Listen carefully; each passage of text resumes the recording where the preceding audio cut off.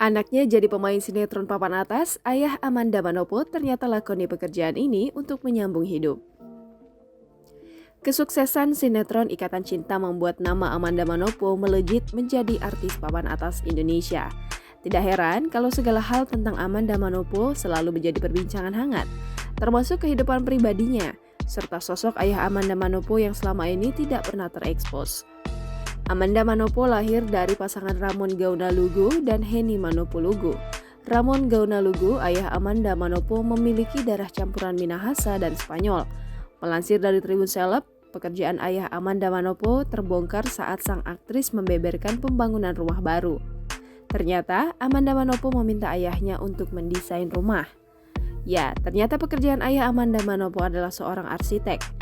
Ayah pemeran Andin dalam sinetron Ikatan Cinta itu juga memiliki pekerjaan yang tak kalah mentereng di masa lalu.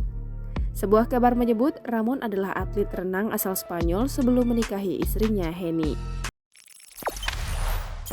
Jangan lupa subscribe, share, komen, dan like ya!